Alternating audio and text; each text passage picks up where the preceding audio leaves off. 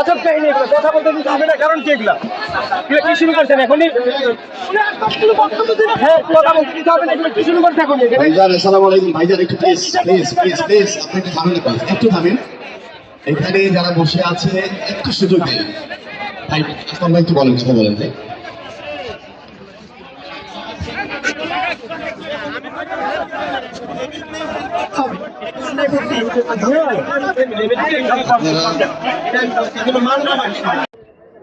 বিপ্লবী গণজোটের মধ্য দিয়ে আমি 25 দফা দাবি করেছিলাম বাংলাদেশের ভাগ্য উন্নয়নের জন্য, সন্ত্রাস, দুর্নীতি, চাঁদাবাজ বন্ধের দাবিতে, কিন্তু সেগুলা বাস্তবায়নের রূপরেখা আমরা দেখিনি।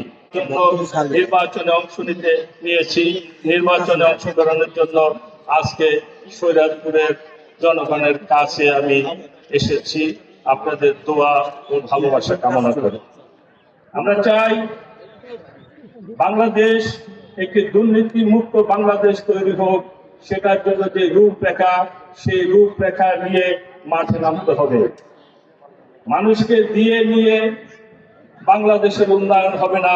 বাংলাদেশের উন্নয়ন করতে হলে 3 থেকে 4টি কাজের দরকার।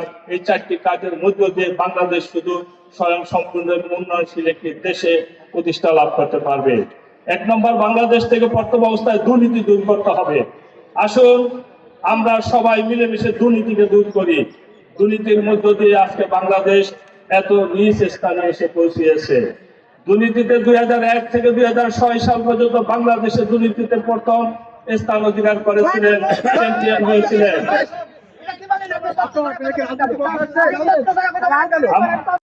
এই দুর্নীতিকে আমরা চাই।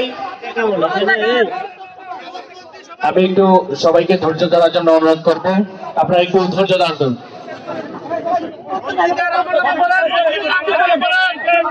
দুর্নীতি করছে সেটা বলতে হবে,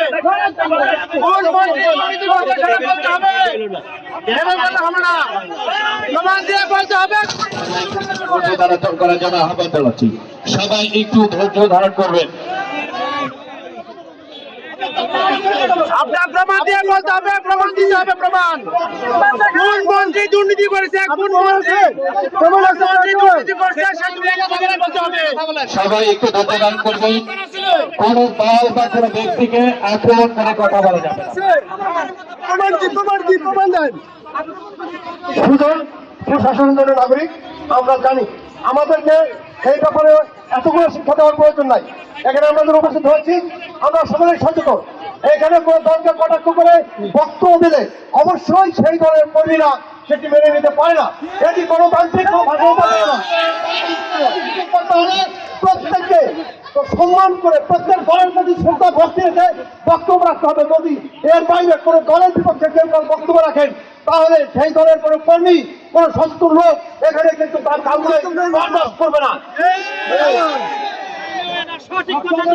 সবাইকে একটু দৃষ্টি আকর্ষণ করছি, বিশেষ করে প্রার্থীদের দৃষ্টি আকর্ষণ করছি।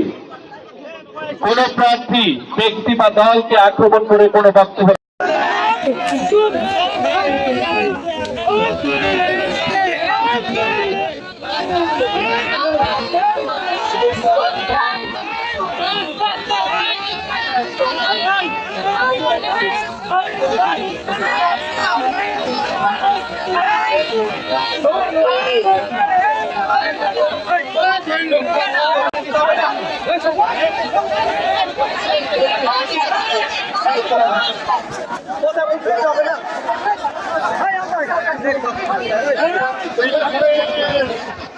আজব কাহিনী, কথা বলতে দিতে হবে না, কারণ কি এগুলা কি শুরু করছেন এখনই?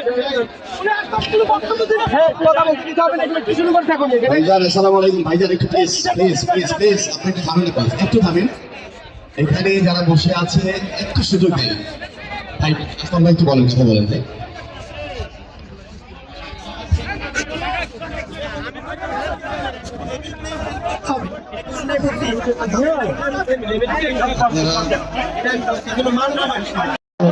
আমি নির্যাতিত, আমাকে মারলো এখন আপনার দল আমাকে মারলো, চেয়ার দিয়ে পিটাইলো। আমি 2022 সালে আপনার হত্যাকাণ্ডে আমি প্রোগ্রাম করতে গেলে 4 মাস আমি জেলে ছিলাম। আজকে আমি লেভেল প্লেইং ফিল্ডের কথা বলার কারণে আমাকে সে তার মারলো। কি বোঝাইলো লেভেল প্লেইং ফিল্ড আছে নির্বাচনে? আছে, এই ধারণাটা কি বুঝতে পারেন? আমি বলছি সমতা থাকুক, সবাই কথা বলুক। হ্যাঁ, এখানে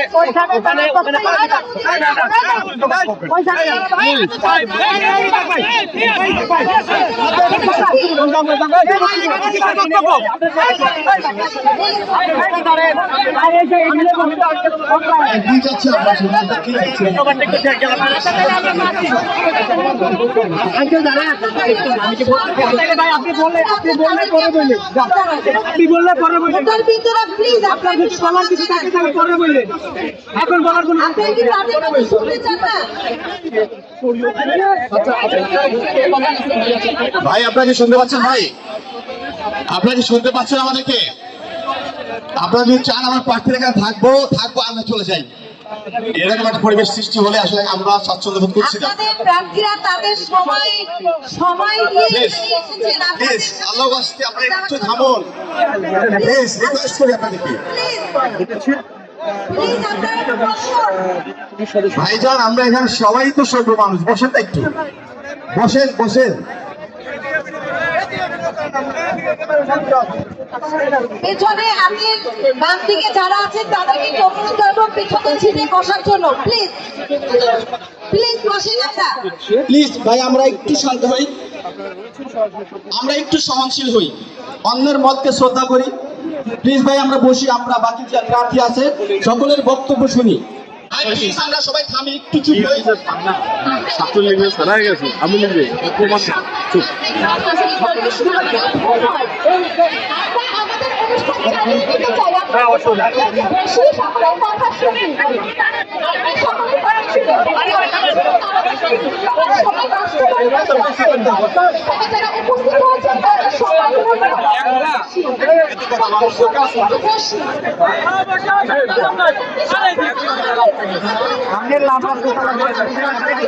ভাই আমরা সবাই একটু শান্ত হই, প্লিজ ভাই আমরা একটু সহনশীল হই।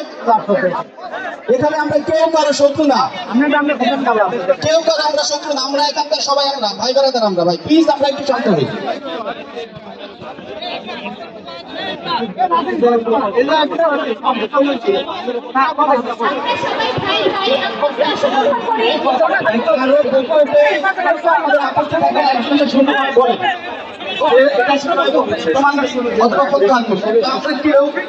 এরকম পরিস্থিতি সৃষ্টি না করি।